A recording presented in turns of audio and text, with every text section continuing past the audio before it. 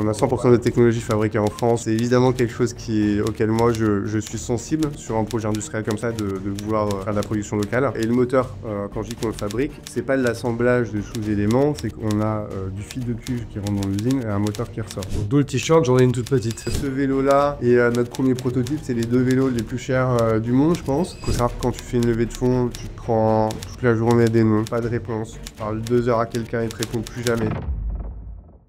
Ah bah du coup on va reprendre là où on était. J'étais en train de te demander du coup où vous en étiez, c'était quoi un petit peu l'actu du moment, et puis de toute façon on va avoir le temps de reparler de tout ça. Allez, parfait. Alors on a plusieurs actus. Une première très belle actu, c'est qu'on fait nos premières livraisons à la fin du mois. Ok, top. Donc ça c'est cool. Ça fait 2 ans et demi moi, que j'ai lancé le projet, et donc ça fait 2 ans et demi que j'attends cette première voilà, très grosse étape. Parce que du coup pour l'instant il y a personne qui a encore le vélo vraiment entre les mains quoi. Alors il y a des gens qui ont le vélo entre les mains, mais ce sont des bêta-testeurs. Ouais.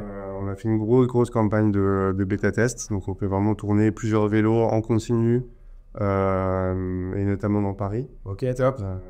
Voilà, il y a plein de gens qui ont essayé le vélo aussi. J'en fais partie. Ouais, exactement, sur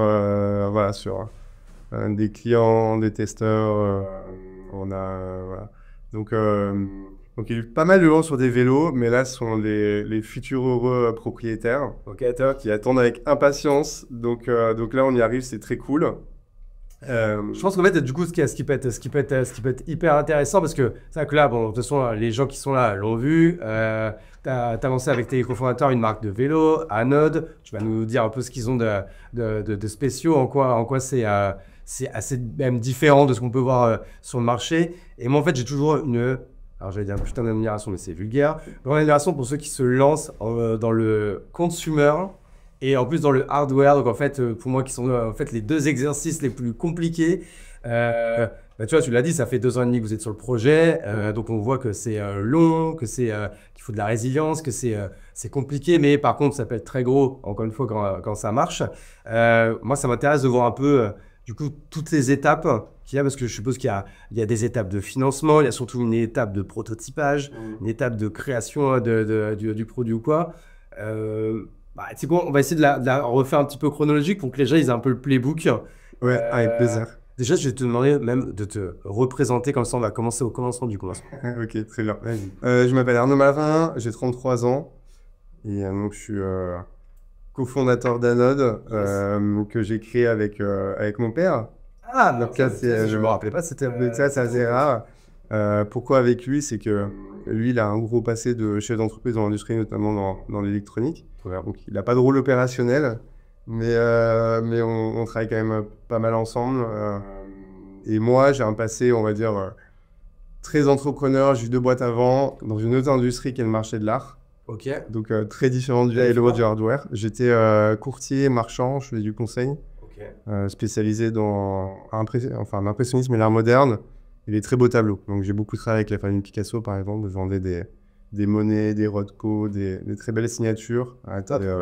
Des grandes familles du Moyen-Orient, des gérants de hedge funds aux États-Unis, des joueurs en Suisse. Enfin voilà. Non, mais je vois très bien le style. Donc j'ai fait 7 ans dans cette industrie, et j'ai eu envie de changer et de monter un projet qui avait du sens, plus de sens que ce que je faisais, puisque même si j'adore l'art et la peinture, la sculpture, à peu près tous les tableaux que je vendais étaient dans des coffres et restaient dans des coffres. Donc quand on aime les tableaux, on préfère qu'ils soient dans les musées en général, ou à la limite qu'ils soient dans des beaux salons, mais là c'était pas forcément le cas. Et puis je voulais avoir quelque chose qui soit très tangible, donc dans un univers tech, mais je voulais faire du hardware. Ok. Pourquoi? Parce que le hardware, encore plus quand c'est du consumer, il y a un truc qui est génial, c'est que on a dit les premiers vélos ils vont sortir on va les livrer dans quelques semaines. Et franchement, j'ai très hâte de voir les premiers vélos rouler. Là, on est à Bordeaux ou dans Paris où je suis la plupart du temps. Parce que je pense qu'il y a un côté assez incroyable de voir le produit sur lequel on a beaucoup travaillé, qui est dans les mains des utilisateurs. Et à qui ensuite on va pouvoir aller parler, leur demander tout ce qui est bien, pas bien, mais de voir vraiment voilà, ce côté très tangible. Donc on a commencé il y a 2 ans et demi. Que toi et ton père. Donc, que moi et mon père. Ok. Et il y a quelque chose qui... donc, tu parlais du côté consumer hardware. C'est vrai que ce sont deux sujets qui sont compliqués. Mais nous, on a eu envie de s'en rajouter deux autres qui sont le vélo. Donc, en ce moment, c'est pas forcément... on va en parler, c'est pas forcément la joie, mais c'est un marché qui est extraordinaire, qui va avoir une très très belle croissance sur les 5 prochaines années. Bah, c'est vrai que là, ouais, dans les actus, en fait, il y a eu du coup la clé sous la porte de Angel Bike, moi, la marque de Simoncini. D'ailleurs, au passage, moi, j'ai juste pas compris un peu comment un peu le monde médiatique où certains en fait se sont un peu acharnés sur lui en fait alors qu'il a juste tenté un truc de ouf. Ouais, et juste parfois ça marche pas quoi. En fait, c'est ça que les gens ils comprennent pas. Enfin, c'est assez bizarre. Toi, c'était quoi un peu ton regard là-dessus? Parce que c'était quoi un concurrent, un confrère, mais en fait, c'est aussi quelqu'un qui a du coup qui a même évangélisé un peu ce marché. Donc comment tu voyais toi cette histoire? Alors, moi, comment je le vois, c'est un peu dommage de tomber sur un entrepreneur qui a tenté quelque chose. Honnêtement, typiquement, quand on compare à la culture française et américaine, en France, on sanctionne beaucoup l'échec. Aux États-Unis, on le valorise parce qu'en fait, quand on échoue, ça veut dire qu'on a fait des choses, tenté des choses, on a beaucoup appris. Voilà. En France, c'est un petit peu différent. Donc, après, je pense que c'est aussi sur une personne qui est très médiatisée. Forcément, il peut y avoir des retours de bâton. Donc, je pense que je le lis aussi par rapport à ça. Mais bon, dommage, honnêtement. Il a fait du bien au marché quand même. Il a fait du bien au marché. Il a voulu faire un projet industrialisé en France. Et honnêtement, alors nous, on pourra y venir aussi, hein, mais on a 100% des technologies fabriquées en France, 75% de la valeur du produit en France. Donc, c'est évidemment quelque chose auquel moi, je suis sensible sur un projet industriel comme ça, de vouloir faire de la production locale. Donc, ouais, voilà mon regard là-dessus. Mais donc, nous, on a donc ce côté vélo. Après, le projet à note, c'est pas d'être une marque de vélo. On va y venir aussi, mais c'est vraiment développer des technologies, d'être un fabricant de système, donc de vendre demain nos technologies comme un Bosch en fait à d'autres marques de vélo. Mais c'est ça en fait qui m'avait intéressé quand quand on s'était contacté, quand on s'était parlé, on s'était rencontré à Paris, tu m'avais gentiment fait essayer le vélo qui est incroyable au passage. Mais c'est vrai que c'était marrant comment comment tu me le présentais. De dire, de toute façon, nous à Node, ça va pas être une marque de vélo, c'est un vélo, donc en fait c'est un peu l'image de marque en fait, enfin l'image évidemment. Mais demain le business, et c'est ce qui a intéressé les investisseurs, c'est que c'est pas une marque de vélo en fait, voilà, c'est ça. Voilà, de mode vélo aujourd'hui en fait c'est ce qu'on appelle notre go-to-market, c'est notre mise sur le marché, c'est un vecteur de mise sur le marché, mais c'est pas du tout le endgame. Et alors, le long terme aussi, c'est pas seulement le vélo et vendre nos technologies à d'autres marques de vélo, mais c'est le champ de la mobilité urbaine de manière générale. Ouais. Donc ça, c'est vraiment du long terme à 10 ou 15 ans. Mais si on prend le marché du vélo, il y a des centaines, voire des milliers de marques de vélo. T'as pas un acteur dans le monde qui vend, je sais pas, 100 000 vélos électriques urbains par an. Par contre, sur le marché des systèmes, donc si on prend Bosch par exemple, donc un système c'est le moteur, la batterie électronique, donc tout ce qui fait qu'un vélo électrique est électrique. Donc il n'y a que quelques acteurs. Et si je prends Bosch, la plupart ils le font pas maison, c'est pas une technologie maison. Aucune marque de vélo. Alors nous, c'est une vraie spécificité. Aucune marque de vélo développe ces technologies en propre. Ok, intéressant. Aucune marque de système. Genre Bosch n'a pas ses propres vélos, comme tu dis. Ouais. Donc Bosch n'a pas ses propres vélos. Je sais pas si je prends Cowboy, Angel, Moustache sur les marques, on va dire, françaises ou franco, puisque Cowboy, c'est, on va dire, franco-belge. Ouais. Ils font le design des vélos, mais ils n'ont pas développé le moteur. Angel, c'était Seb, non? Angel, c'était Seb pour les... D'ailleurs, Seb qui était rentré au capital, je crois. Exactement. Donc, Bosch vend 15 millions de moteurs par an. Ok. Donc, le niveau d'échelle est complètement différent. On va dire que le petit player va en faire 500 000 par an. Et c'est un marché qui va faire x5 dans les 10 prochaines années. Donc, le vrai game, il est là. Donc, le vrai game, il est là, exactement. Et donc, nous, on a donc cette spécialité vélo et on a une quatrième, on va dire, brique, histoire de se rajouter un peu de difficulté, c'est qu'on est aussi un industriel. Donc aujourd'hui, on a développé, je vais refaire la chronologie, mais donc 100% des technologies, le moteur, l'électronique, batterie. Ensuite, on a fait un vélo par-dessus. Donc on a développé le vélo. on a fait donc, on a créé une marque, on a lancé la commercialisation. On va faire les premières livraisons dans les premières semaines. Mais qu'est-ce qu'on met derrière ces livraisons et la partie fabrication? C'est qu'on fabrique le moteur nous-mêmes. Et le moteur, quand je dis qu'on le fabrique, c'est pas de l'assemblage de sous-éléments, c'est qu'on a du fil de cuivre qui rentre dans l'usine et un moteur qui ressort. C'est-à-dire que tu as fait ta propre ligne de prod ou tu sous-traites comme On a notre usine en Vendée. Ok. Donc, C'est pour ça que tu viens de Vendée, là. c'est pour ça que je viens de Vendée exactement. Donc on fabrique notre propre moteur, on assemble le vélo nous-mêmes en interne. Ouais, tu t'es vraiment emmerdé, quoi. T'as pris tout ce qu'il y a de plus dur et tu t'en as fait une boîte, quoi. Exactement, et pendant 2 ans et demi, j'ai secoué la boîte. Et, presque, par rapport à ce que tu me dis, en fait, 2 ans et demi, c'est pas si long que ça. Vous avez quand même exécuté, parce que tout ce que tu décris là, je pense que la plupart des gens s'en rendent compte, mais c'est titanesque, quoi. Ouais, non, il y a un peu de travail, il y a un peu de taf, et j'ai pas eu beaucoup de week-ends, mais c'est génial. Tu connais ce problème par cœur. Tu bosses à fond, tu livres ton client, tout le monde est content, mais il y a un petit truc que t'oses pas trop checker, c'est les factures impayées. Moi, je pensais que c'était tout bon, tout nickel, trésor clean, tout sous contrôle. Et puis, il y a à peu près pile 1 an, je jette un œil, comme ça, un lundi matin, par curiosité, et là, je tombe sur en tout 12 000 € dehors. Oui, 12 000 balles. En gros, des clients relancés 3 fois, qui ouvrent les emails, mais qui ne te répondent pas, disparaissent comme par magie et ne te payent jamais. Donc là, je me dis, voilà, encore des relances et encore de l'énergie perdue. Mais j'ai trouvé un raccourci avec un partenaire de cœur depuis maintenant 1 an qui s'appelle Gcollect, une fintech mais en version éthique. En gros, leur promesse, elle est simple. Tu connectes ton outil de gestion, par exemple Conto, Pennylane ou autre. Ils vont scanner toutes tes factures en retard et en un clic, ils vont lancer le recouvrement. Toi, tu n'as rien à faire. Tu n'as rien à payer parce que tu ne les payes uniquement en cas de recouvrement. En 21 jours, j'avais récupéré mes 12 000 € sans relancer personne. Donc si toi aussi tu as des factures qui dorment, teste et franchement, tu n'as rien à perdre. Et même mieux, je t'ai offert un petit code promo qui est en description où on t'offre 30% sur la première facture de recouvrement. Donc maintenant, tu choisis, soit tu vas récupérer ton argent en n'ayant rien à perdre, soit tu bosses gratos. Et le fait de maîtriser tout ça en interne, ça fait qu'on va beaucoup plus vite. Ouais.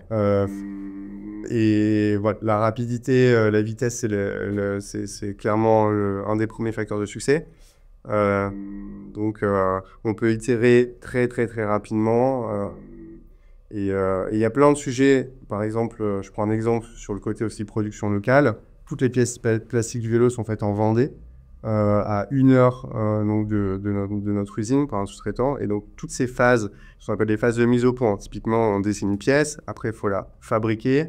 Mais en fait, elle ne va pas sortir bonne du premier coup. Il y a des phases où il va falloir aller chez le fournisseur, modifier un peu l'outil qui a permis de la fabriquer. Et ces phases-là, en fait, quand il sort une pièce proto de son outillage, tu vas le voir, tu passes 2-3 heures avec lui et ses ingénieurs et ses agents de production pour comprendre, pour trouver le moyen de la sortir bonne la prochaine fois. Ouais. Enfin, ça, c'est du temps qui est gagné de fou, quoi. Et ça, il faut les faire prototyper. Ça, par contre, pour le coup, ça, vous le déléguez, ça. Donc, en fait, tu prends une usine, là où tu me dis une usine française, tu lui dessines ta pièce, il te fait le moule, ça coûte 1 tonne. Ouais. Et après, il te le refait jusqu'à ce que ça marche, quoi. Exactement. Mais la différence, c'est que quand toi, tu vas dans son usine, tu parles français avec lui, tu comprends, tu as le même langage. Notre cadre, il est fait à Taïwan par un super fournisseur. Mais forcément, il y a des complications, il y a la barrière de la langue, il peut y avoir une barrière culturelle. Donc nous, par exemple, on s'est retrouvés à envoyer 2 personnes, des Taïwanais, justement pour aller faire des rendez-vous techniques. Parce que voilà, il y avait des petits blocages et qui étaient très blocage de langue et blocage culturel. Donc, Donc du coup, je te propose qu'on va reprendre un peu la chronologie, parce que l'idée, en fait, c'est de prendre un petit peu, en fait, le playbook quand on a cette idée. Alors, moi, déjà, même entrepreneurialement parlant, ça m'intéresse de savoir à quel moment on passe de l'art à se dire, tiens, je vais faire une marque de vélo, mais c'est ma vision, c'est pas la marque de vélo, c'est plutôt la techno. Enfin, est-ce que la vision, tu l'as eu tout de suite? Et en plus, je vais le faire avec mon père. Alors, tu vois, comment ça vient? Enfin, ça s'est pas fait, je suppose, du jour au lendemain, mais est-ce que tu peux raconter comme un peu la jeunesse, que c'est intéressant aussi? Ouais, avec plaisir. Donc c'était il y a 2 ans et demi, on était dans véridique, c'est pas une histoire fabriquée. Dans ma cuisine avec mon père et ma mère, j'étais en train de faire leur faire à manger, faire un risotto. Et en fait, ils me parlent de supercondensateur, de vélo à supercondensateur. Et donc, un supercondensateur, qu'est-ce que c'est? Parce que je sais pas. Ça ressemble à une cellule de batterie nucléaire. C'est-à-dire qu'en fait, il n'y a pas de lithium dedans. C'est que l'aluminium et du charbon. C'est 100% recyclable. La durée de vie est d'au moins 15 ans. Donc, c'est quelque chose d'assez... voilà. Le lithium, c'est un peu ça le problème qui est un peu décrié avec les vélos électriques. C'est que le lithium, c'est ça, c'est un produit qui est fait, qui est extrait, je crois, la plupart du temps en Asie et qui est hautement non écologique, quoi. Ouais. Alors, l'extraction du lithium, ça consomme beaucoup d'eau. Ah oui, c'est ça. Pas encore, on va dire, 100% recyclable. Il y a aussi tout ce qu'on met derrière une batterie lithium qui sont des terres rares, notamment souvent nickel, manganèse, cobalt, qui sont, voilà, où l'extraction est pour le coup encore plus douloureuse pour la planète, on va dire. Il y a ça, c'est dans les clopes électroniques, non? Ouais, du lithium, il y en a aujourd'hui dans 99% des produits électroniques. Je suis officiellement un FISDAP. Après, c'est toujours une histoire de compromis. Moi, je suis pas du tout un anti-lithium dans le sens où nous, on a, voilà, hein, ça c'est la batterie du vélo, on a du lithium dedans. Ok. Mais donc, discussion avec mon père. Il faut savoir que le vélo vient pas de nulle part. Moi, j'ai passé mon adolescence à fabriquer des vélos dans le garage de mes parents. Chacun son hobby. Voilà, chacun son hobby. J'étais un très grand pratiquant de vélo pendant 15 ans. J'ai tout fait. J'ai fait du BMX, du vélo de route. Voilà, Ça va de faire quand même. donc ça vient pas nulle part. Je suis un dingue voilà, de matos sur le côté technique. Et ça, toi, tu fabriquais des vélos carrément. Ouais, ouais. La seule chose que j'ai pas fait, c'est souder des cadres. Mais sinon, Je te donne les pièces, tu me sais me faire une bécane, quoi. Ouais, exactement. Ça pédale, quoi. Oui, ça pédale. donc, discussion comme ça. Il me parle de ça. Et moi, c'était vraiment le moment où je voulais faire lancer un nouveau projet. Et hardware. Vraiment. Donc, je regarde. Au bout de 2-3 jours, je me dis, OK, il y a un truc qui a l'air génial derrière ça. Et vraiment, la première idée, c'est de se dire, en fait, un supercondensateur, ça a l'air super sur le papier. Il y a juste un inconvénient, c'est qu'on peut mettre très peu d'énergie dedans. Donc en fait, quand tu le fais charge, donc tu le recharges au freinage. Ok. Enfin, nous en tout cas, c'est le principe de fonctionnement du vélo. Donc notre vélo, c'est un vélo, on l'a appelé le premier vélo hybride. Pourquoi? C'est qu'à chaque fois que tu vas freiner principalement avec le moteur. On récupère l'énergie, on vient la stocker donc dans un pack de supercondensateurs.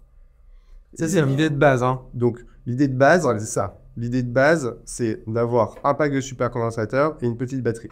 Ok.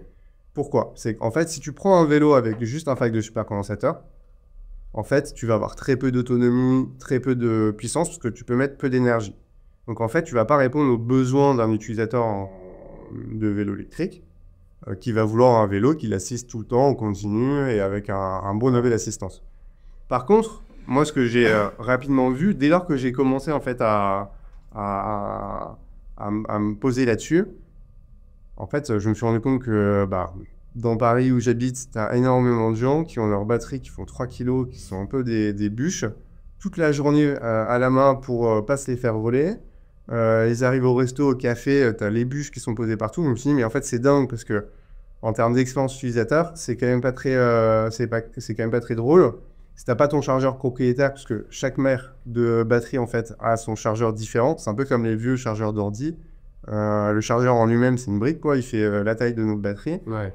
Et donc, voilà, il y a un vrai sujet autour de ça. Et je me suis dit, mais si tu prends, en fait, un vélo, tu fais la récupération d'énergie, tu lui mets un pack de supercondensateurs qui va permettre de récupérer l'énergie de manière vraiment efficiente, et tu lui rajoutes une petite batterie pour venir compenser justement la quantité d'énergie qui est faite dans le supercondensateur.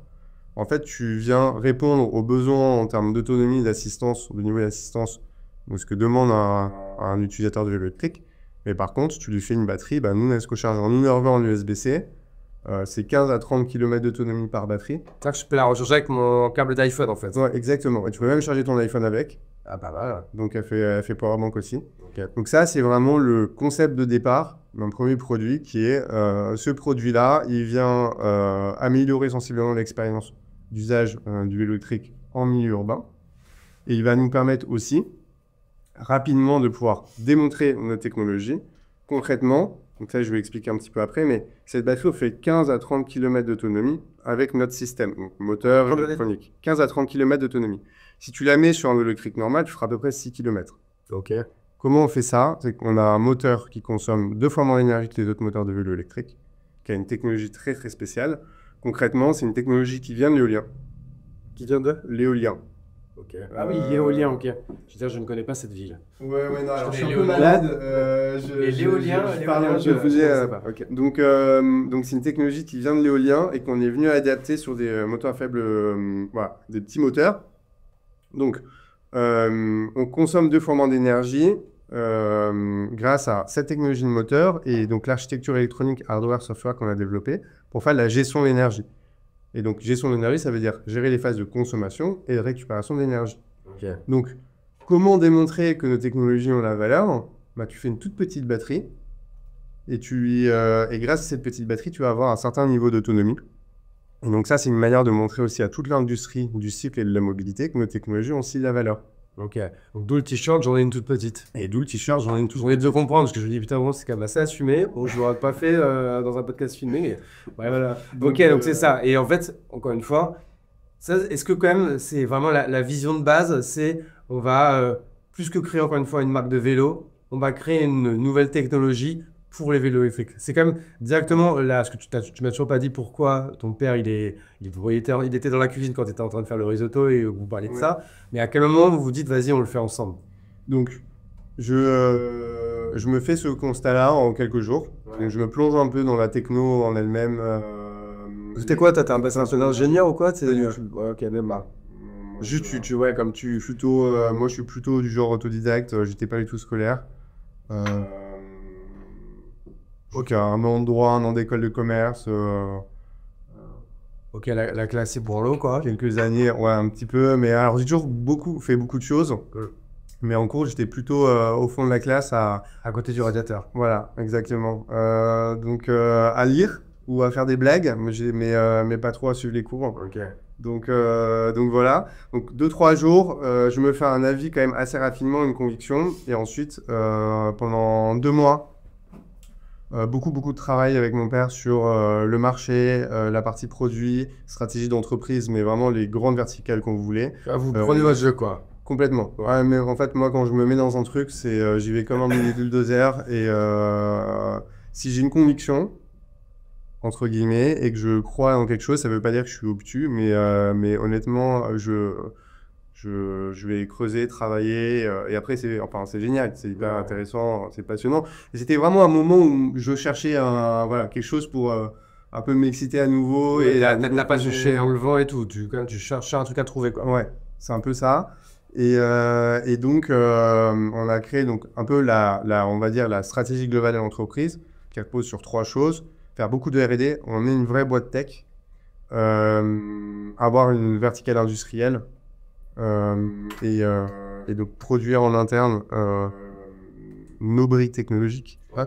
Et la 3e partie, c'est une partie de distribution, c'est être très bon sur des sujets de marque, de produits, de distribution.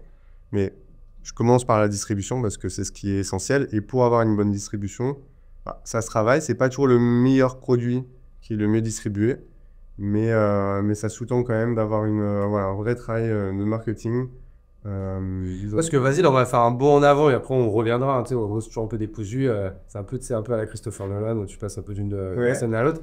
Mais pareil, en fait, moi, du coup, pour comprendre, vous, demain, là, vous êtes en train de faire votre gros lancement. Les premiers vélos vont être dans les mains des premiers clients. Mais comme demain, votre vision, c'est de vendre cette techno à d'autres marques de vélos. En fait, à quel moment, en fait, la vraie stratégie sales, elle va se mettre en place? Est-ce que, genre, un peu, t'as pas peur qu'il y a à un moment donné un côté un peu schizophrène entre le marketing sales pour vendre les vélos anodes et une autre stratégie sales, plus B2B celle-là, pour aller vendre la techno à d'autres marques de vélos? Parce que alors, j'ai même une deuxième question dans la question. Parce qu'en fait, aujourd'hui, les marques de vélos existantes, ils vous ont pas attendu pour faire des moteurs. Donc, ils sont sûrement engagés déjà avec d'autres personnes. Est-ce que votre but, c'est de les faire changer? Ou est-ce que votre but, en fait, c'est vous n'allez voir en fait que les nouvelles marques de vélos? Je pense que j'ai mis 1000 questions dans la question, mais tu es un petit peu là où je veux en venir, quoi. Ouais. Déjà sur la partie un peu schizophrène. Donc sur la partie un peu schizophrène, en fait, l'industrie du vélo, c'est pas on va dire un grand milieu. Et alors il y a deux choses. Il y a ça, c'est une industrie où les gens suivent beaucoup l'actualité. Et l'autre point, c'est que nous, notre objectif principal, c'est de vendre le système. Donc l'effort, entre guillemets, Il se fera là-dessus quand même. il se fera là-dessus. Ça veut pas dire que là, on commercialise un vélo, donc on met de l'effort dessus. Mais cet effort qu'on met, et c'est là où tu vas comprendre un peu la stratégie, en fait, l'effort qu'on fait aujourd'hui, il sert à notre objectif à moyen terme. Ok.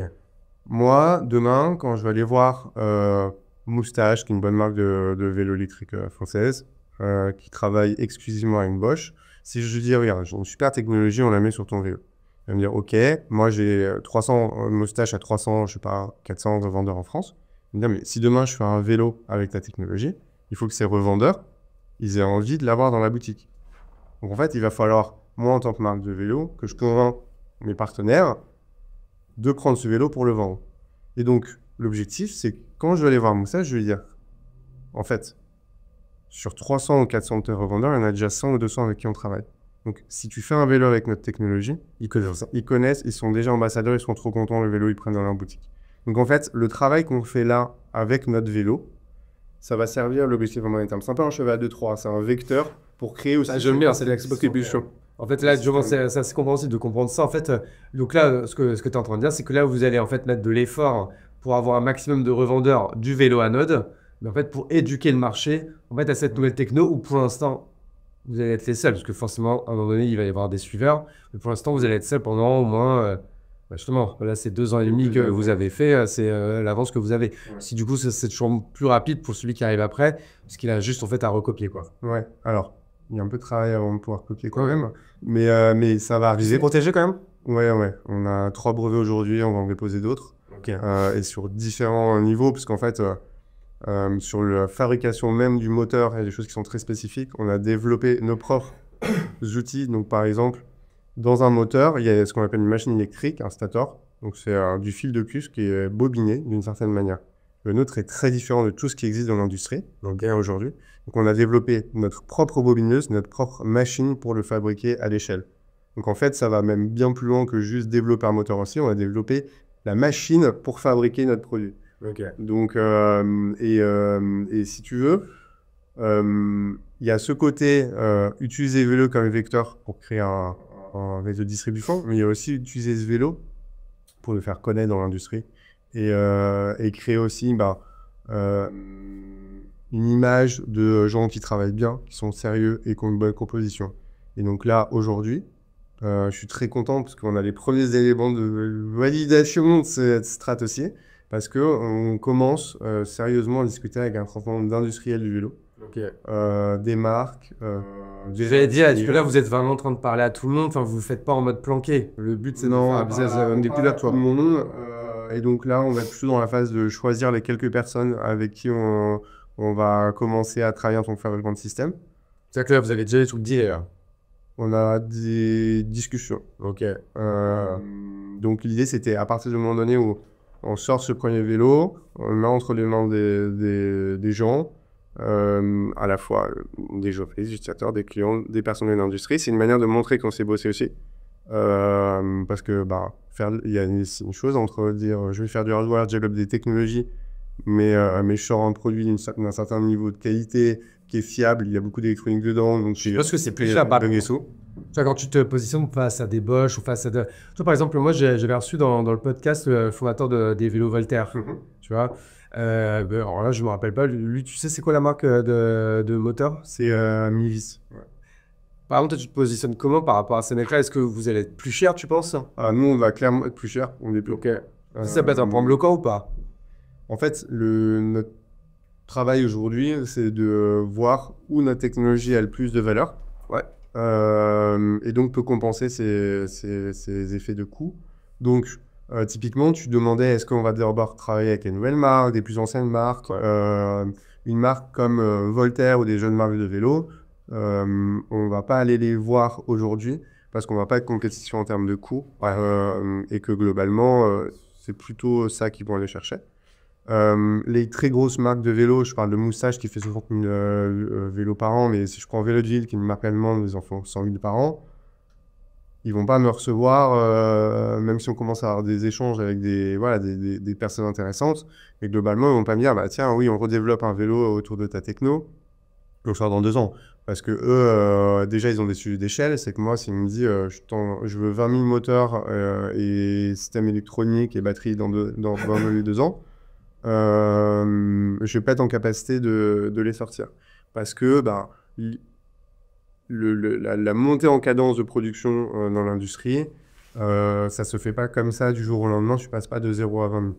Encore une fois, dans le sens où c'est votre ligne de prod, en fait. Voilà. Et Là, c'est plutôt ça industriel. Ça va aussi avec cette stratégie de se lancer à travers notre vélo. C'est que ça nous permet de maîtriser une montée en cadence de production, mais de tout de suite gagner du revenu aussi. C'est-à-dire que les premiers moteurs, entre guillemets, qu'on fait en série, on peut les mettre sur un produit, on peut les vendre. Ouais. Et entre guillemets, assumer cette petite, au début, montée, après c'est exponentiel, hein, mais montée en production sur nos produits.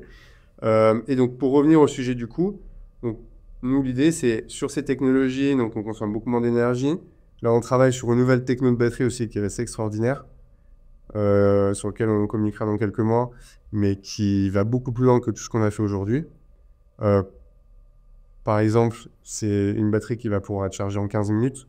Quand aujourd'hui, une batterie de vélo, c'est entre 3 à 5 heures.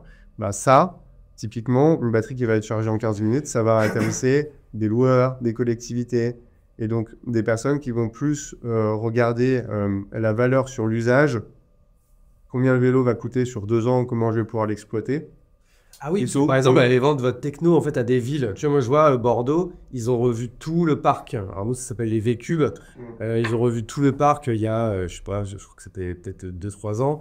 Mais pareil, eux, forcément, ils passent par un fabricant X qui utilise un moteur Y, quoi. Ouais. Donc ça, vous, pareil, c'est quelque chose qui peut être intéressant pour vous, du coup, les appels d'offres et les collectivités locales, etc., quoi. Ouais. Alors, appel d'offres en interne, parce que ce sont des choses qui sont assez longues, mais là, on est en train de construire justement un peu le calendrier des différentes verticales du marché qu'on va aller adresser avec ces technos, suivant la temporalité, niveau de maturité, du volume de prod, les coûts qu'on peut mettre en face. Après, ce qui est génial dans le monde industriel, c'est qu'il y a des effets vraiment d'échelle qui sont énormes. C'est-à-dire que nos technologies en soi, sur du grand volume, nous permettront demain de vendre au même prix qu'un acteur système classique. Pourquoi ? Parce que dans notre moteur, il y a plein de technologies, plein de spécificités, mais à la fin, c'est du cuivre et du métal et de l'aluminium.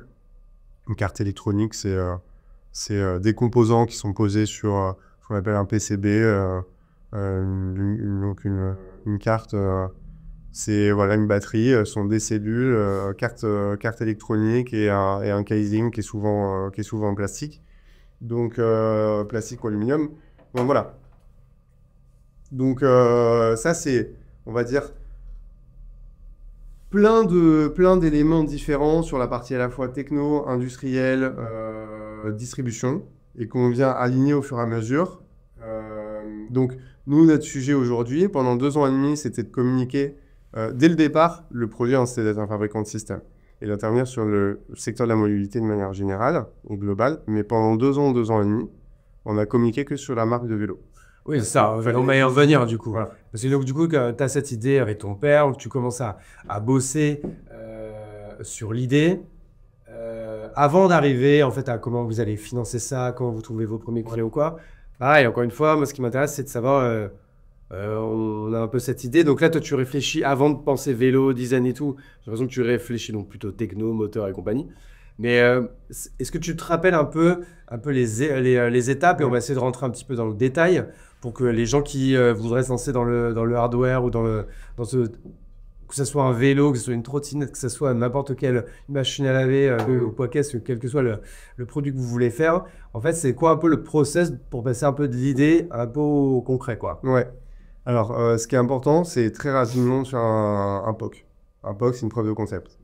Donc nous, enfin je dis très rapidement, c'est quand même une première étape qui dit est-ce que le projet est viable, quel projet on veut vite qu'on souhaite, c'est quoi un peu le plan dans les grandes lignes. Donc, c'est le travail qu'on fait. Ensuite, business plan pour voir si aussi, financièrement, c'est quelque chose qui Enfin, très vite à se dire, voilà, mon vélo, il va coûter X, quoi. C'est quand même compliqué, ça, d'avoir cette data-là, non? Oui, alors il y avait un prix qui avait été mis. Le prix au départ, c'est pas celui d'ailleurs qui est aujourd'hui, mais c'est normal. Il y a des choses qui évoluent. Mais l'idée, c'est plus voir aussi les structures de coûts, parce que le monde industriel, hein, nous, on a une usine, on a un certain nombre de personnes qui y travaillent. C'est pas juste tu vois, il y a un champ de production, mais tu as aussi un approvisionneur, donc c'est celui qui va s'occuper de faire en sorte qu'on ait toutes les pièces. On a plus de 250 pièces sur le vélo, mais quand j'ai 250 pièces, je compte un moteur dedans, mais dans le moteur, on a une cinquantaine de pièces. On a 4 cartes électroniques. Chaque carte électronique, tu as plusieurs centaines de composants dessus. Donc c'est une vraie logique de gérer toute cette partie-là.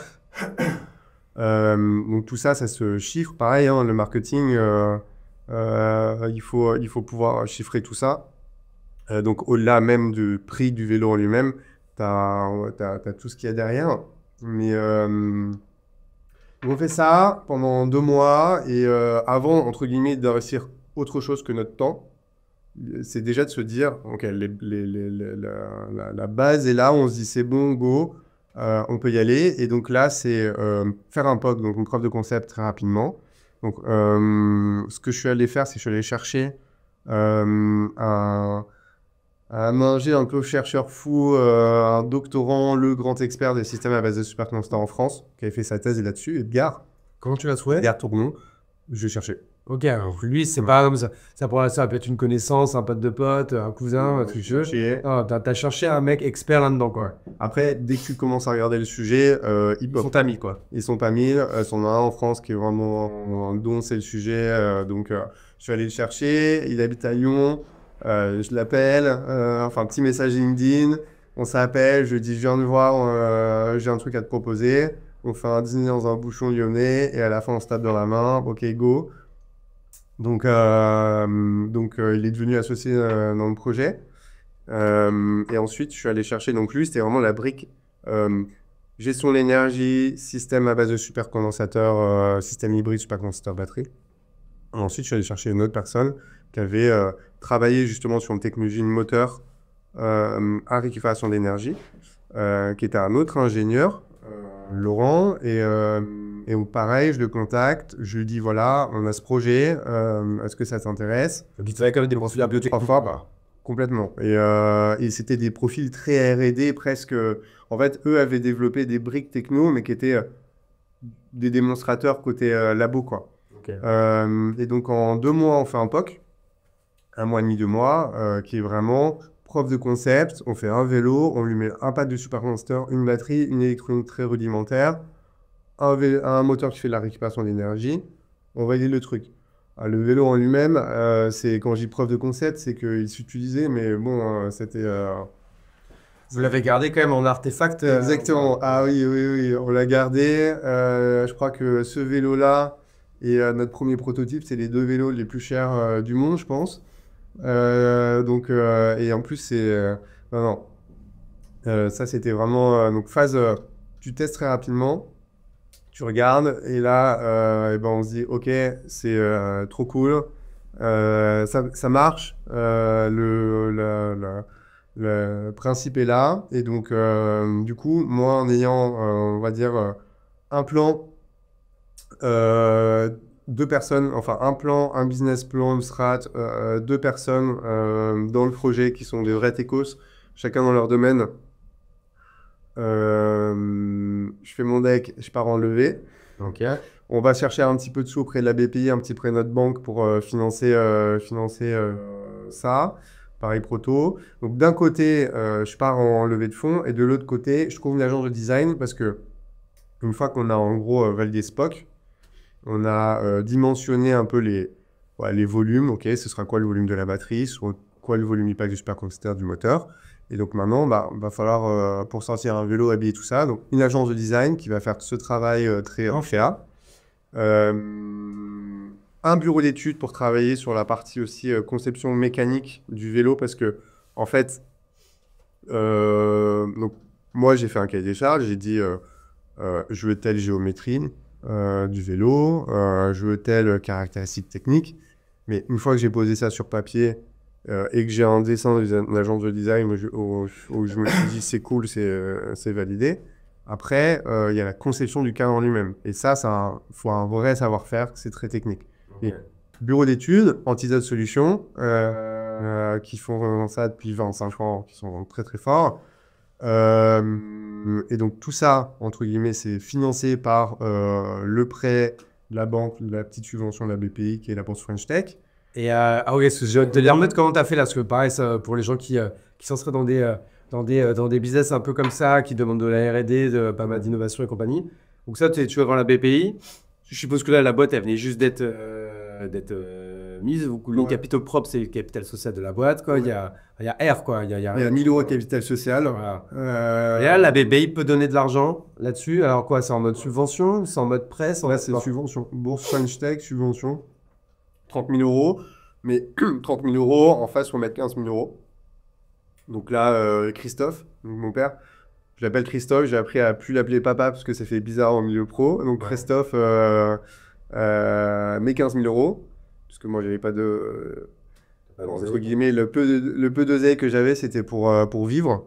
Mais sinon, parce que j'avais pas de chômage aussi. Parce que quand t'es entrepreneur en France... Mais t'avais pas, quand t'as quitté ton ancien job, t'avais pas fait genre une rupture en abandon de poste? En fait, c'était ma boîte. Moi, j'ai eu 2 boîtes avant. Ah, mais c'était ta propre boîte. Et en juste, moi, je suis un très gros malin. J'ai arrêté de me salarier juste avant le Covid.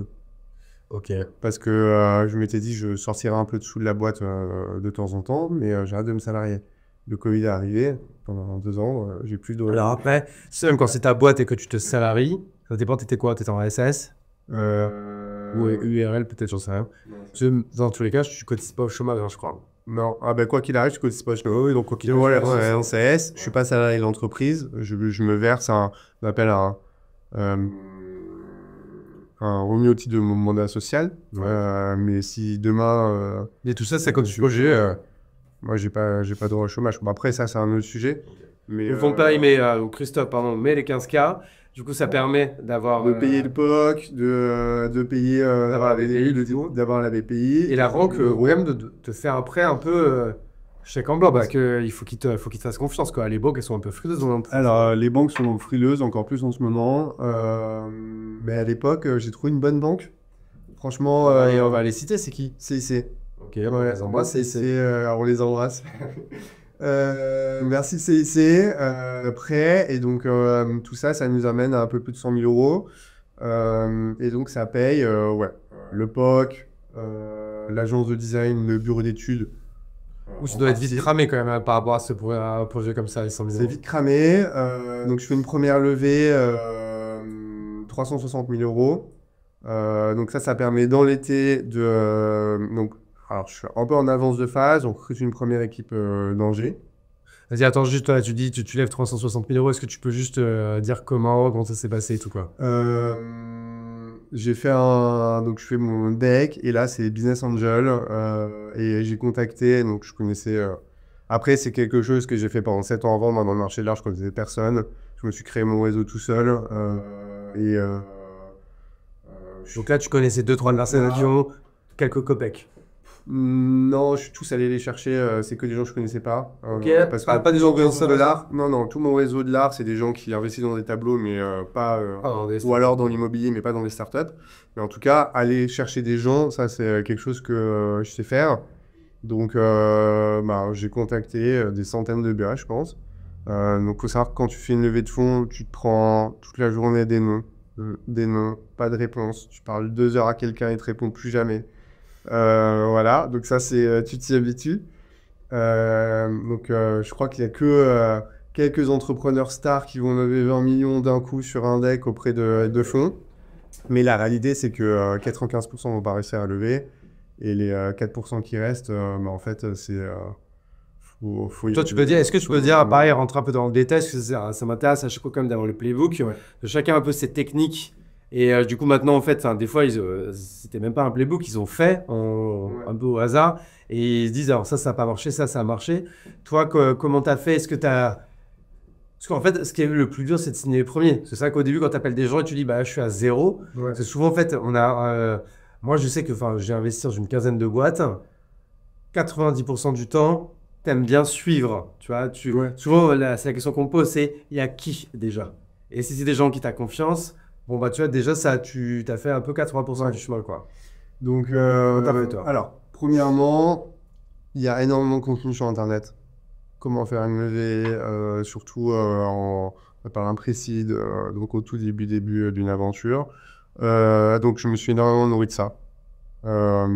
Après, LinkedIn, très puissant, toutes les listes de business angels que tu vois, donc tu commences à suivre des gens. Et alors là, toutes les semaines, il y en a un qui fait un post en disant j'ai la liste des business angels de France, j'ai la liste Moi, j'en ai une que j'ai partagée à bien. Je sais pas si c'est très RGPD, mais. Donc je crois que j'ai chopé une bonne dizaine de listes qui doit compiler à peu près. Et puis de toute façon, même encore maintenant, hein, dès qu'il y en a qui sortent, je vais les chercher.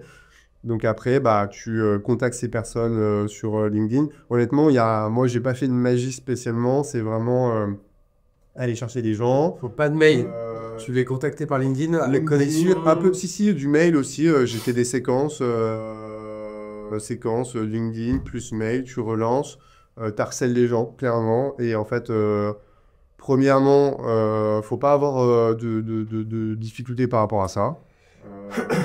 Envoyer un message LinkedIn à un mail, même en envoyer 10. J'arrête de tous ces Il n'y a rien de... Il y a rien de... Entre guillemets, faut pas sentir mal pour le faire. Au pire, les gens vont vous ghoster. Au pire du pire, ils vont vous dire arrête de m'envoyer des mails. Ouais. Mais voilà, moi j'ai typiquement là, hop, je fais retour dans le futur. On a fait une levée il y a pas très longtemps avec Ima Ventures, donc le fonds de Xavier, quelques BA. On fait un crowdfunding d'ailleurs, on en parlera peut-être après. Ouais. Mais Kima Ventures, donc Jean Laroche-Brochard, qui est un peu connu dans l'univers startup qui s'occupe de qui gère donc Kima Ventures, j'ai dû lui envoyer une dizaine de messages avant d'avoir 15 minutes avec lui pour lui présenter le projet. Donc, De toute façon, c'est ça.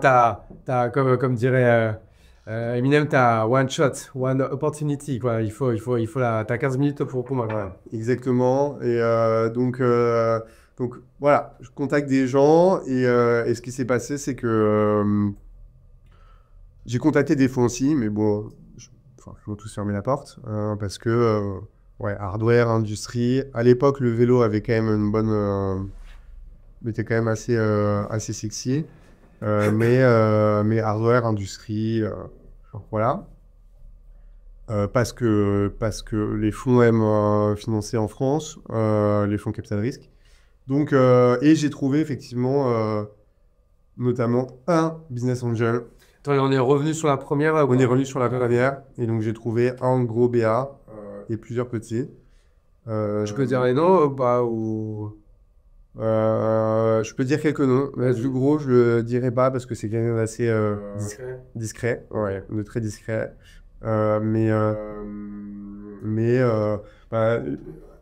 Jérôme Daumont, je suis très fier de l'avoir parce que c'est de Gameface, non? Comment? Attends, c'est pas le mec de... Non, alors lui, c'est le président d'un groupe de distribution automobile Ok.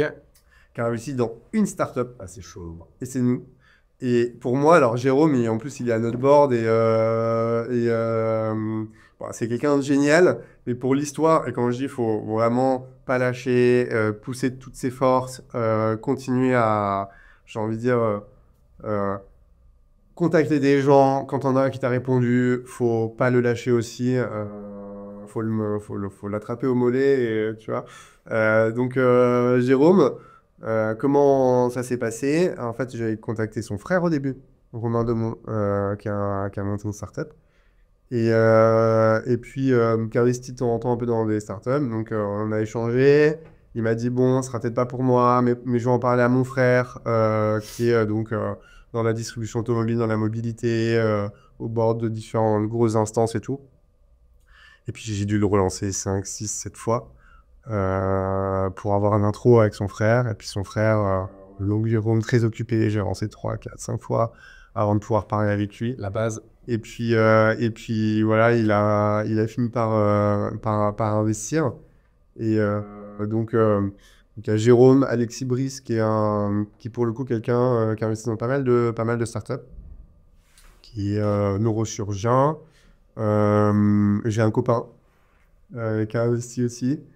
Donc ça, en fait, donc là, tu as raison sous cette première levée à un peu plus de 350, c'est ça? Ouais, c'est ça, 360 000 euros. Donc ça, là, du coup, maintenant, avec un peu ce précide, du coup, ça te permet de financer ça, le début d'une équipe.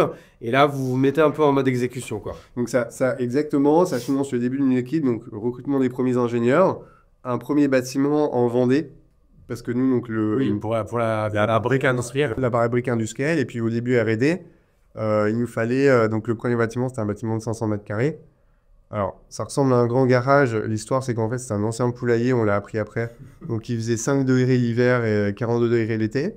Parce que si tu veux 500 mètres carrés à Paris, laisse tomber, ça n'existe pas.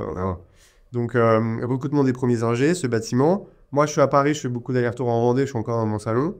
Donc, ça, c'est un truc assez rigolo. Et puis, en fait, rapidement, il y a Antoine qui nous rejoint, que tu connais aussi, qui est avec qui tu as échangé un peu, qui est, on va dire, notre directeur marketing, mais qui en fait travaille sur plein d'autres sujets aussi. Oui, c'est Antoine. Si j'avais arrêté Antoine, que tu avais vu à Paris.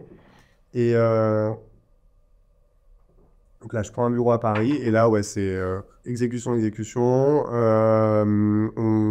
On bosse comme ça pendant je pense, un an à peu près, pour arriver à... parce que en fait, on fait deux choses en parallèle. Tu as le travail purement développer le système, parce qu'en fait, une fois que tu as fait ta preuve de concept, tu as mis une batterie que tu as achetée sur étagère, tu as fait deux cartes électroniques comme ça, c'est un peu le POC, la preuve de concept, c'est du bidouillage, quoi.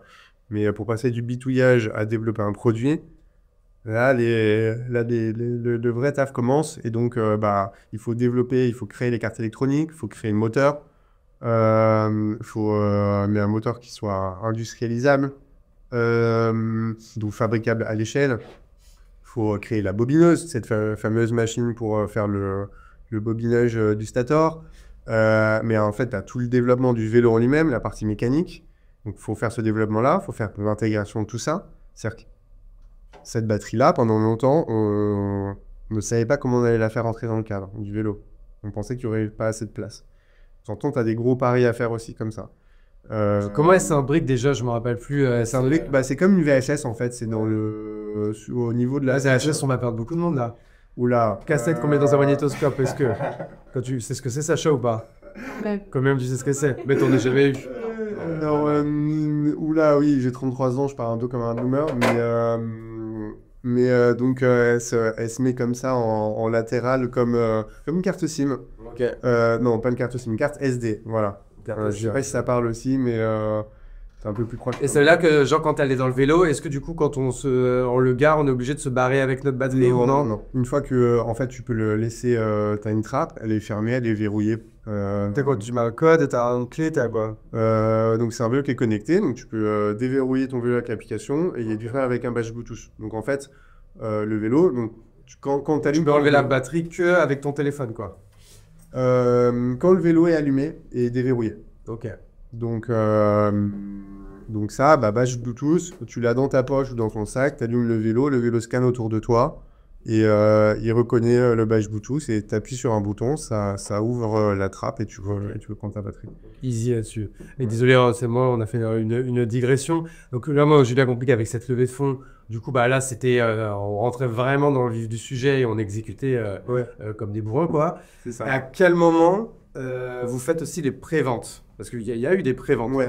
Alors, rapidement... Dès que vous avez un design, en fait. Franchement, exactement. Dès qu'on a un design, on communique. Boum, t'as un truc, tu fais des photos vraiment... et tu peux faire des préventes, quoi. Ouais, mais même sans photo, hein. Au début, on a fait c'est CGI. CGI, c'est des images de designers faites par ordinateur.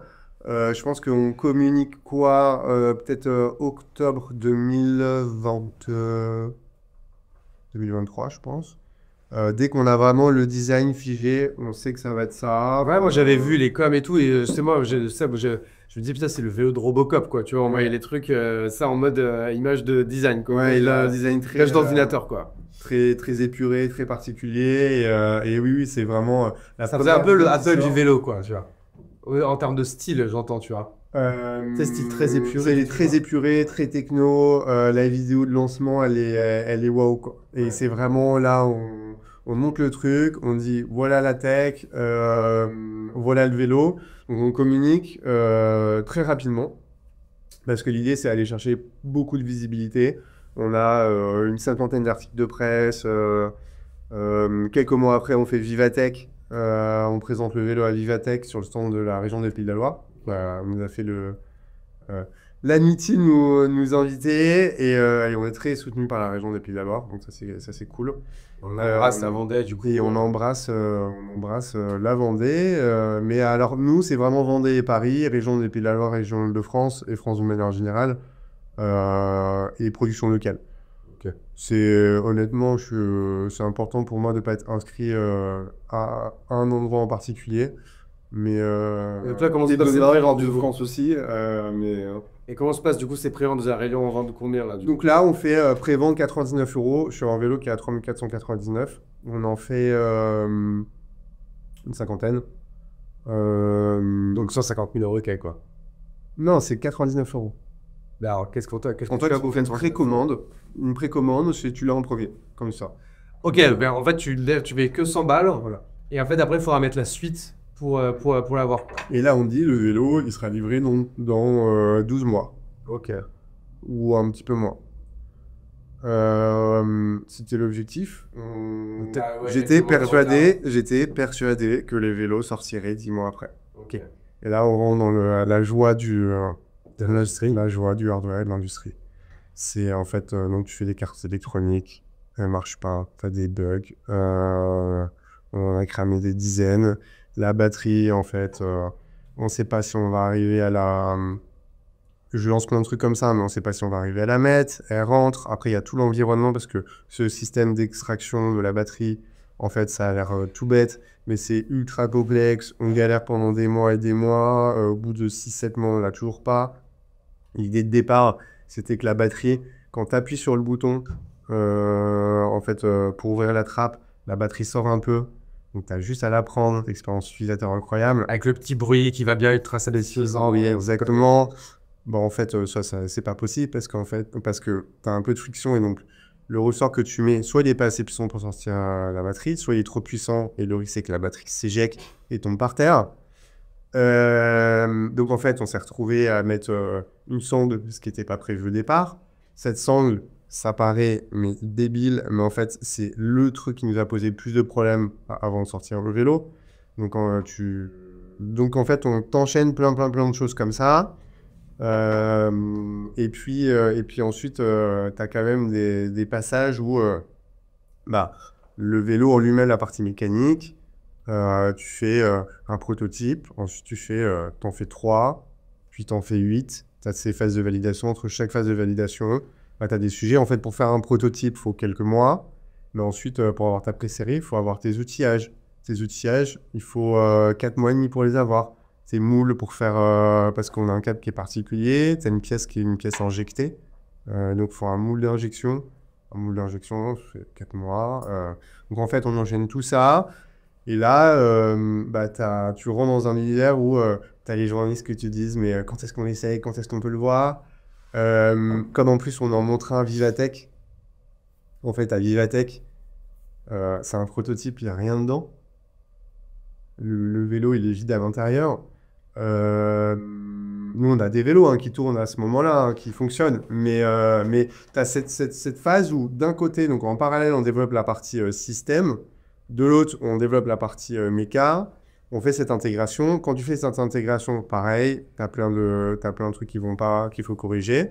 Et tu as tes clients qui te demandent... Alors, l'idée de faire des précommandes à 99 €, c'est qu'on se dit... Enfin, moi, je me dis, à 99 €, si les gens, entre guillemets, sont pas contents à cause du délai, on les rembourse. Et pas de problème, quoi. Pas de problème. Et entre guillemets, quand tu as mis 99 €, si tu as payé 1500 € et qu'il y a beaucoup de retard... Ah oui, moi, mais à 100 €, je gueule. À 100 €, tu gueules pas. Voilà, à 100 €, tu gueules pas. En plus, on essaie de quand même communiquer. Typiquement, ce t-shirt-là, j'en ai une toute petite. On essaye de faire des coms un peu sympas. On se prend pas... Enfin, je veux dire, l'idée, c'est...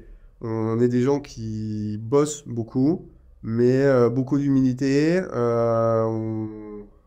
Voilà, on présente notre vision des choses. On a fait un produit qui a certains designs. Tu l'as dit, le lancement, la vidéo, un côté très épuré, très techno. Mais à côté de ça, on veut créer une marque qui soit sincère, sympa, marrante. Je vais pas dire à notre image, parce que ce serait un peu manquer d'humilité, voilà. Donc on communique beaucoup quand même auprès de ses premiers clients, mais plein de retard. Et ça nous amène donc à peu près 12 mois après cette première levée, un autre épisode de financement qui correspond à un moment où... Donc, Celui avec Kima et tout là. donc non, c'est le deuxième, Kima c'est le troisième. Donc un autre épisode de financement qui est un crowdfunding qu'on a fait avec SoWeFund. Ok. Et là, on a validé plusieurs choses. Donc tu vois, le projet, donc tu as le côté travail, ce qu'on appelle en chambre, tu fais tes plans, ta présentation sur ton ordi, tu fais un POC, première équipe, tu développes ta techno, tu fais ton proto, et là tu arrives à un moment où tu as un produit qui est en prêt ou en cours d'industrialisation, plutôt que tu n'es même pas prêt, qui est en cours d'industrialisation. Donc ton produit est validé, il va falloir le fabriquer, commence à mettre en place tes outillages et tout, tu as trouvé tes fournisseurs. On avait trouvé notre usine, qui est une usine de 1200 m² en Vendée. J'ai recruté mon directeur de production, qui est une brute absolue. Il vient de l'univers de l'automobile et l'électronique, qui gérait des directeurs industriels, il gérait des équipes de 500 personnes, plusieurs usines. J'ai recruté un directeur de la R&D qui est un tueur absolu, ancien directeur de la R&D de Cityscoot pendant 7 ans. Donc lui, il a mis 5000 scooters qui tournaient tous les jours en continu dans 3 pays en développement du tout système embarqué. D'autres ingénieurs qui nous rejoignent. Donc on a l'équipe, on a l'usine, on a le produit en cours d'industrialisation. Donc là, il nous faut des sous pour continuer à avancer, continuer à recruter, faire le lancement en commercialisation. Donc on fait SoWeFund, 629 000 € levés. En parallèle de ça, j'ai un prêt notre banque, un prêt de la région des Pays de la Loire. Ah oui, là, donc là, du coup, tu te reprends quand même pas mal d'argent frais pour accélérer, quoi. Je me reprends de l'argent frais pour accélérer et ça nous amène jusqu'à à peu près, quand je dis ça nous emmène, hein, c'est pas en termes de sous, mais décembre, janvier, où là, on est lauréat d'un gros concours R&D qui s'appelle iNov, qui est un programme de France 2030, 1,7 million d'aides pour développer, là c'est plus R&D, des systèmes de stockage d'énergie. Genre c'est en mode subvention ou en mode prêt? C'est 75% de subvention, 25% de prêt. Ah ouais, donc c'est pas mal quand même. Donc ça c'est pas mal. Alors, c'est pas 1,7 million qui arrive sur le compte, j'aurais bien aimé. Ouais. C'est 20% qui arrive comme ça en front. Et ensuite, c'est des décaissements suivant l'avancée de la R&D. Et présentation de facture peut-être, hein. Et présentation de facture et de fonds propres. C'est l'argent qui est dépensé qui est entre... Ouais, en fait, ils veulent pas que tu fasses n'importe quoi avec l'oseille. Exactement. C'est très contrôlé. Et c'est très contrôlé, honnêtement. C'est vraiment des dossiers qui sont complexes à monter. C'est une centaine de pages, moi ça m'a pris un temps de dingue. Tu passes, pour avoir c'est de la innov, je suis passé ensuite à plusieurs euros, tu passes devant t'as un dossier qui est regardé par des dizaines d'experts pendant plusieurs mois, enfin c'est vraiment... c'est costaud quoi. C'est très costaud. Et ensuite pour avoir, c'est 1,7 million qui sont décaissés, c'est... La règle en France, c'est 1 € d'argent public pour 1 € de fonds propres, donc d'augmentation de capital, d'argent qui arrive. Ah oui, ok, donc en plus, voilà, tant que... Oui, ok. Donc en fait... Quand je dis par rapport aux capitaux propres, en fait. Ouais. Fonds propres, donc c'est pas... Donc là, typiquement... C'est quoi la différence entre les deux, entre fonds propres et capitaux propres? Fonds propres, alors capitaux propres, peut-être que je vais dire une grosse bêtise. Non, mais en fait, de toute façon, c'est expliqué. Mais les fonds propres, en fait, c'est de l'argent qui rentre d'une manière ou d'une autre. Ça peut être augmentation de capital, ça peut être du prêt d'argent à l'entreprise, associé. Enfin, mais et donc là, on arrive à janvier. Donc, il y a le produit maintenant qui est prêt, qui est industrialisé. Ouais, il est en train d'être produit, là, il est en chaîne de prod. Là, c'est des vraies séries. Donc, il est en chaîne de prod à ce moment-là, en janvier. Mais là, en ce moment. Là, en ce moment, là, on est en juin, on est début juin. Là, on est tout début juin, on est le 2 juin. Donc Là, c'est en on est train d'être assemblé. là, c'est en train d'être assemblé. Là, il y a du boulot qui se sert, il y a des choses qui se font. Exactement, ouais. Ok. Là, c'est en train de bosser. Tout à l'heure, je vais aller à l'usine et je vais avoir ce plaisir incroyable de voir enfin une prod lancée, quoi. Ok. Donc, donc là, on arrive en janvier, on a développé ce qu'on appelle des pré-séries. Donc la différence entre pré-série et une série, c'est que pré-série, c'est la même chose qu'un vélo de série, sauf que c'est pas un process série, donc c'est pas en termes de logistique, Il y a encore des choses un petit peu chronophages, un peu fait à la mano et compagnie. Exactement. Ok. Ça va être encore le cas pendant un moment, hein, mais tu as une logique comme ça qui est pas la même. Tu valides les dernières choses que tu dois valider, d'outillage, etc. Et là, on fait une chose, c'est que donc on appelle les journalistes qui nous demandent depuis 1 an d'essayer le vélo et on leur dit, ben, venez. Alors, non, première chose, on fait un événement, donc Soliform, crowdfunding, 270 personnes qui rentrent au capital. Honnêtement, c'est top, c'est génial. On a une communauté, des gens qui sont hyper bienveillants, qui nous apportent plein de conseils. Honnêtement, je trouve que ça a beaucoup, beaucoup de valeur. Je communique comment avec eux? Vous avez un groupe WhatsApp avec tout le groupe monde ou WhatsApp, une newsletter ou non? Ouais, alors je fais tous les mois, je fais un mail avec les infos. On a un groupe WhatsApp. Et de manière générale, il y en a plein avec qui je communique directement aussi comme ça. Ok. Donc, et franchement, c'est vraiment super, super retour d'expérience là-dessus.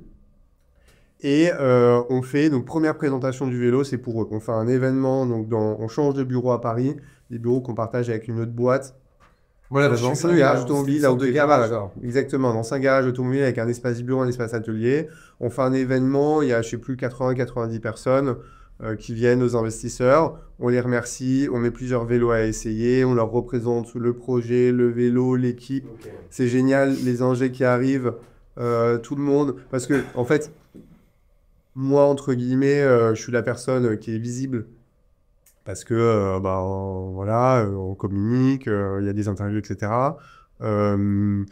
C'est moi qui communique avec les investisseurs, avec des personnes qui me disent « Ah, ton projet, il est cool, c'est bien, super, bravo. » Mais les ingénieurs, ils ont pas ça. Eux, ils sont en train de travailler toute la journée. Et donc là, c'est une manière de dire « En fait, c'est votre moment aussi. Vous présentez votre travail. Et donc, kiffez, quoi. » Et là, c'est génial parce que c'est un plaisir pour moi de voir et que eux prennent ont cette reconnaissance-là. On peut le dire et tout. Donc ça, c'est top. Et après, journaliste. Et là, on fait... alors, je sais pas si c'est une erreur, mais l'idée, c'est que on fait essayer les vélos et on n'a pas terminé le développement sur la partie soft. On a encore quelques bugs. Alors, ces bugs-là, ils n'ont pas été vus par les journalistes. Mais en fait, entre le vélo qui a été essayé par les journalistes et le vélo aujourd'hui, il y a eu une énorme évolution. Ok. Et donc, du coup, l'erreur qu'on a eue, c'est qu'on a eu des journalistes qui nous ont fait des articles qui sont pas forcément... Alors, il y en a qui sont bien, il y en a qui sont pas bien. Ah oui, il y en a qui vous ont défonce? Ils nous ont pas défoncé, mais ils n'ont pas forcément été très tendres et ils pointent des choses qui ont été corrigées depuis. Sauf que si demain, tu as envie d'acheter le vélo et tu vas sur tapes sur Internet, tu vas avoir des articles où on te dit, ouais, le niveau d'assistance, il est pas ouf, le démarrage, il est un peu raide. Et ça, c'est plein de choses qu'on a corrigées depuis. Le niveau d'autonomie, on l'a augmenté aussi parce qu'on a fait beaucoup de soft. Je sais pas, on en face en event. ce qu'on a fait, quoi. Bah, c'est ça. Là, on a fait, je pense, 50 versions de soft en 40 jours, 45 jours. De toute façon, l'actu, c'est que vous êtes en train du coup de refaire une levée de fonds un peu communautaire. Ouais. Donc je suppose que vous allez refaire un événement RP, investisseurs, etc. À la rentrée, ouais, on va refaire un événement comme ça. Et puis surtout, ce qu'on va faire, c'est qu'on va aussi donner, parce que là, les journalistes, on leur passe le vélo pendant 2 heures. Mais l'idée aussi, c'est que cette petite batterie, c'est vraiment une question d'expérience au quotidien. Donc, l'essayer pendant 2 heures, c'est une chose, mais vivre avec le produit pendant une semaine et de faire vraiment son truc de j'arrive au bureau, je la branche, au bout d'1 heure, elle est rechargée, 1h20 et tout. C'est vraiment quelque chose à vivre. Donc, à la rentrée, on va refaire effectivement, et là, faire des tests longue durée. Et donc, janvier, on fait ça, on fait ces essais journalistes.